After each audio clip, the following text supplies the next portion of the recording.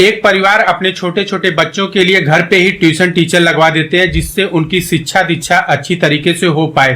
पड़ोस में रहने वाले टीचर जब भी पढ़ाने के लिए बच्चों को आते हैं तो माँ पहले से ही बच्चों को बोल के रखती है कि जैसे ही टीचर आए उनको कुछ खाने पीने के लिए दे दिया करो, बिस्किट नमकीन कुछ दे दिया करो। लेकिन बच्चे तुरंत अपनी बुक लेकर उस टीचर के पास पहुंच जाते हैं। अब माँ ये देखती है, उसके बाद माँ टीचर के लिए बिस्किट और नमकीन लेकर उनके सामने जैसे ही रखती है, टीचर की नजर जो है उसकी माँ के हाथों में जैसे ही पड़ती है, तब वो देखकर आश्चर्यचकित हो जाते हैं कि जगह जगह से कटा हुआ, जगह जगह से उसके हाथ जले हुए थे। टीचर जो है सहानुभूत उसकी माँ से पूछते हैं, बच्चों की माँ से, कि तुम्हारी हाथ कैसे जला हुआ है। अब माँ संकोच बस कुछ नहीं बताती है, इधर उधर की बातें करने लगती है।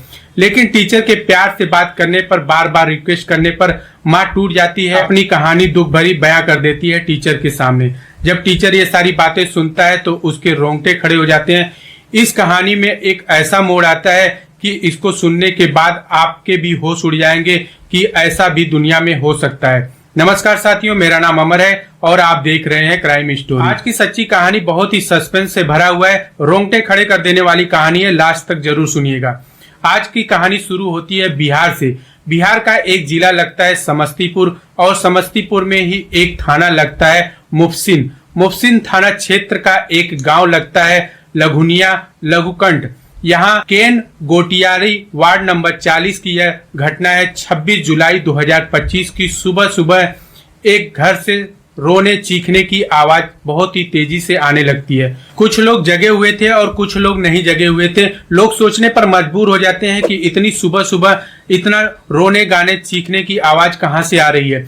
लोग भागकर अपने घर से बाहर आते हैं तो देखते हैं पड़ोस में ही टुनटुन का घर है, जहां से रोने बिलखने की आवाज आ रही है। लोग वहां इकट्ठा होते हैं तो कमरे के अंदर जाते हैं और कमरे का नजारा देखकर उनके होश उड़ जाते हैं। कमरे में उनका टुनटुन का जो लड़का सोनू कुमार झा है वो वहां पे मूर्छित होकर गिरा हुआ था, अर्धनग्न अवस्था में। सिर्फ उसके तन पर अंडरवियर ही था, बाकी उसके शरीर पर कुछ नहीं था। जमीन पर वो मुंह के बल गिरा हुआ था।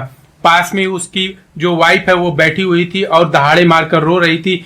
जैसे ही लोग उससे पूछने लगे कि क्या हुआ है, तब वो बताते बताते बेहोश हो जाती है और वो कुछ बता नहीं पाती है। इस घटना की रिपोर्ट पास के थाने में दी जाती है। उसके बाद पुलिस वाले वहां मौके वारदात पर पहुंचते हैं। मृतक सोनू कुमार की बीबी जो है बताती है कि जब उसकी नींद खुली सुबह में, तब उसने देखा कि सोनू जो है बेड के नीचे गिरा हुआ है और इसके ऊपर एक बिजली की तार थी, जिसको मैंने हटा दिया। इसके अलावा मुझे कुछ नहीं पता। पुलिस वाले बार बार पूछ रहे थे और ये बार बार एक ही जवाब दे रही थी। जब पुलिस वालों को जांच में कुछ मिलता है कि दीवार पर भी खून के छींटे के निशान, बेड पर भी छींटे के निशान, तो पुलिस का जो शक है उसके बीबी पर गहरा जाता है। अब पुलिस वाले सख्ती से जब उसके बीबी से पूछते हैं तो उसकी बीबी जो है पुलिस वालों को देखकर एकदम से डर जाती है और टूट जाती है। पुलिस वालों को जो उसकी बीबी ने अपने बयान दर्ज कराए वो सुनकर किसी के भी रोंगटे खड़े कर देने वाली ये कहानी है। दरअसल इस कहानी की शुरुआत होती है 2017 से, जब सोनू कुमार झा की शादी होती है स्मृति झा से। 1 साल 2 साल शादी के सब कुछ ठीक चल रहा था। उसके बाद सोनू कुमार झा को शराब पीने की लत लग जाती है।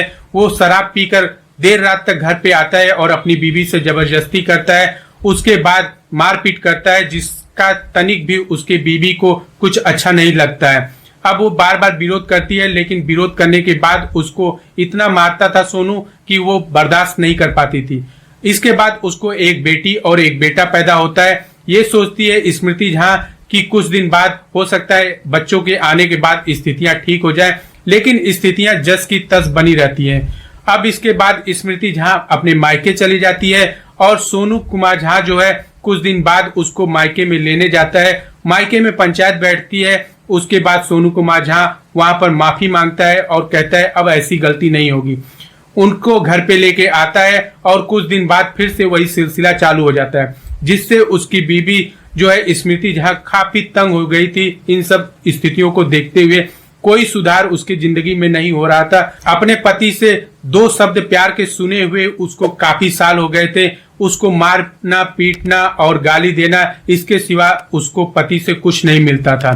इसी बीच क्या होता है कि बच्चों को पढ़ाने के लिए पड़ोस में ही रहने वाले एक हरिओम झा को, जो कि टीचर हैं, उनको अपने घर पे लगा दिया जाता है कि बच्चों को एक घंटे पढ़ा देंगे तो उनकी शिक्षा दीक्षा अच्छी हो जाएगी। जब बच्चों की माँ टीचर के सामने नाश्ता रखती है तब टीचर जब उसकी हाथों को देखते हैं तब पूछते हैं कि तुम्हारे हाथ में इतने जख्म कैसे हैं, तुम्हारे हाथ इतने कटे हुए और जले हुए क्यों हैं।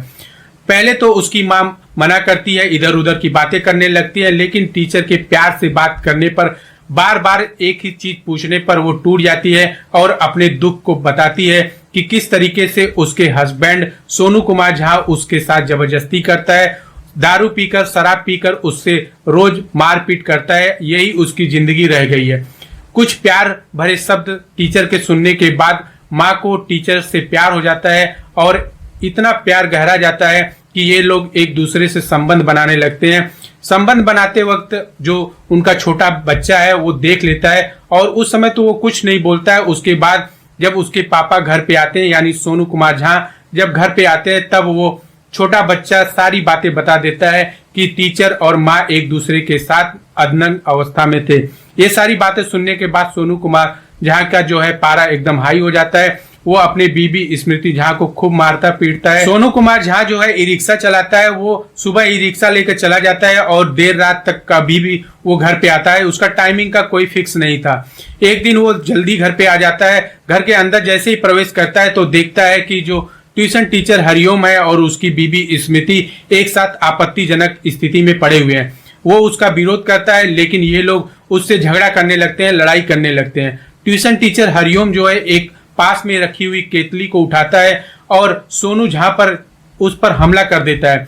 केतली के वार से उसका सर फट जाता है, वो जमीन पर गिर जाता है। उसके बाद पास में ही पड़े एक डंडे से उस पर ताबड़तोड़ हमला कर देता है हरिओम झा, जो ट्यूशन टीचर है। उसके बाद पास में ही रखे एक केबल होता है, तार होता है, उससे उसका गला घोट देता है, जिससे उसकी जीभ बाहर आ जाती है और उसके बाद वो मरा हुआ उस जमीन पर पड़ा हुआ था। लेकिन इनको तसल्ली करना था कि वास्तव में ये मर चुका है, इसके लिए ये लोग करंट उसको छुलाते हैं जगह जगह पर।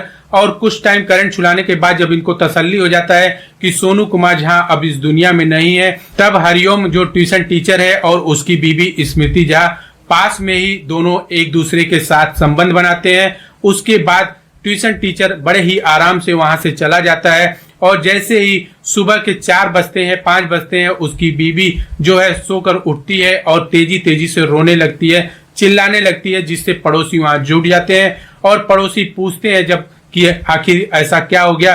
तब वो रो रो कर ये सारी कहानी बयां कर रही थी, लेकिन पुलिस वालों के सामने उसकी एक भी नहीं चल पाई।